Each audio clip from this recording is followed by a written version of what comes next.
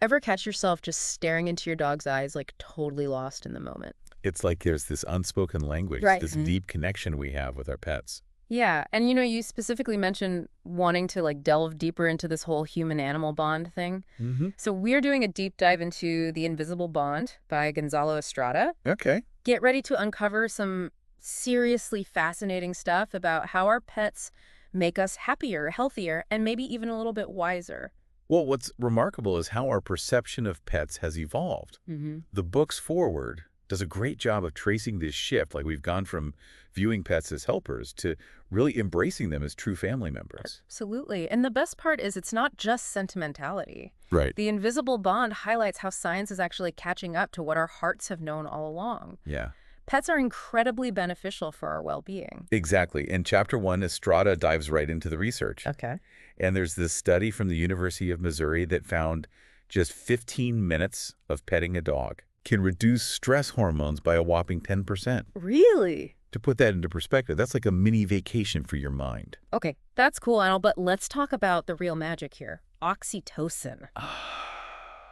I am fascinated by this whole love hormone thing. It's incredible, right? Yeah. Chapter 1 breaks down how oxytocin works.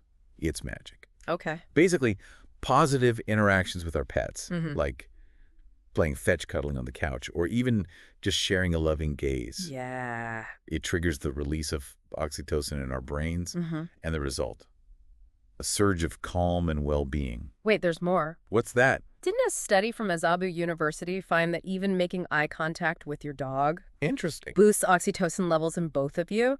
So those scaring contests are basically mini bonding sessions. Precisely. I knew it. It seems gazing into your dog's eyes isn't just adorable. Right. It's like a scientifically backed way to strengthen your bond. I love it. And here's the best part. This oxytocin boost is a two-way street. It's not just us humans reaping the benefits. Now, that's what I'm talking about. Right. It only seems fair that our pets get something out of this beautiful bond, too. Absolutely. Yeah. Chapter 2 of The Invisible Bond really emphasizes this point. Okay. Pets have emotional lives, too.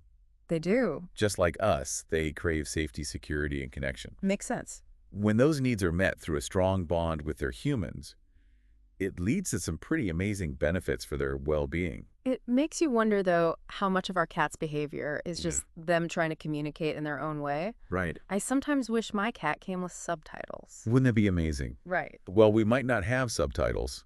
The Invisible Bond reminds us that our pets are constantly communicating with us Okay. through their own unique language. Chapter 2 is a goldmine for those who, want to decipher those signals. Okay. For example, while a wagging tail often signals a happy pup, Right. a tucked tail might indicate fear or anxiety. So it's about learning to read between the lines, or in this case, the wags and the meows. Exactly. And sometimes even seemingly straightforward signals can have different meanings, Oh, depending on the context. like what? Take purring, for instance. Yeah. Most people associate it with a content cat. Right. But did you know that cats also purr when they're stressed or in pain? No. It's their way of self-soothing. Wow. I had no idea a purr could have so many layers. Yeah. It really makes you realize how much we might be missing in our communication with them. You hit the nail on the head. Right. Building a strong bond goes beyond just the basics of food, water, and shelter. Of course. It's about tapping into that deeper level of understanding. It's about moving beyond those basic care routines and really prioritizing quality time. Yes. Chapter 3 of The Invisible Bond dives into this, and I love how it emphasizes the importance of being present, truly present with our pets. It's about ditching distractions. Yeah. And embracing those moments of connection. Right. Whether it's during a walk in the park, a cuddle on the couch, or even just sharing a quiet moment together. I love that the book even suggests trying mindfulness exercises with your pet. It's like a shared meditation session with your furry best friend. Exactly. And speaking of well-being, Yeah. something that really resonated with me from the later chapters Okay. was the importance of viewing our pet's health holistically. Okay. It's easy to focus on those outward signs of happiness, Right. but what's going on inside matters just as much. It makes sense a dog with an upset stomach probably isn't going to be up for a game of fetch. Precisely. Hmm. Chapter 7 delves into this connection between physical health and emotional well-being. Okay. For example, did you know that adequate protein intake can actually impact a dog's serotonin levels? Serotonin, that's their happy hormone. It plays a huge role in regulating mood sleep, even social behavior. Wow. So that playful energy after your dog finishes a healthy meal, Yeah. it might be the serotonin boost. Okay, that's pretty amazing. I always just figured they were excited about finishing their food. Well, there's that too. But it highlights how even subtle nutritional changes can impact their mood. Right. The book also goes into the importance of omega-3 fatty acids, Mm-hmm. those healthy fats found in fish oil for brain health in pets. So it's like brain food for dogs. You could say that. Omega-3s are crucial for cognitive function, Right. and studies have shown they can even help with certain behavioral issues. Interesting. On the flip side, nutritional deficiencies can manifest in a whole host of ways. Irritability, low energy, even signs that might mimic depression. Wow, it really underscores how important diet is for their emotional well-being. Absolutely.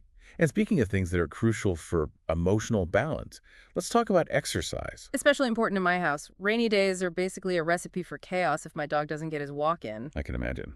The Invisible Bond talks about how walks and playtime aren't just about burning off energy. Right. They're crucial for regulating sleep cycles, reducing anxiety.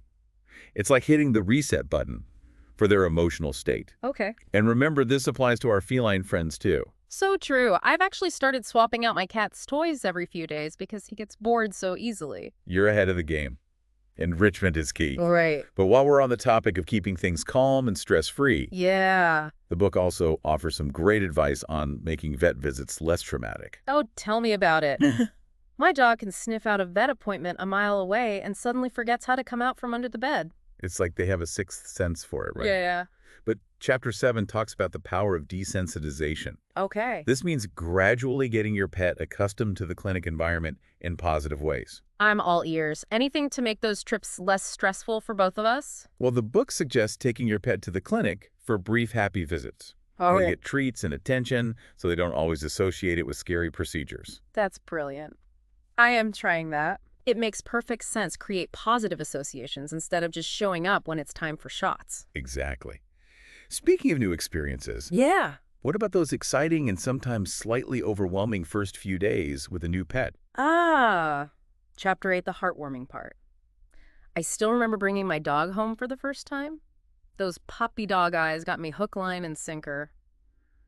But it's a huge responsibility. It is. And I appreciate how the book emphasizes making responsible choices right from the start. It's about finding that perfect match, right? Yeah, Like the book says, a high-energy dog might be a great fit for an avid hiker, right, but not so much for someone living in a studio apartment. right. And it's not just about size or activity level, it's about emotional compatibility too. Absolutely. Do you want a pet that's cuddly and wants to be glued to your side, or one that's a bit more independent? Those are important things to consider. Exactly.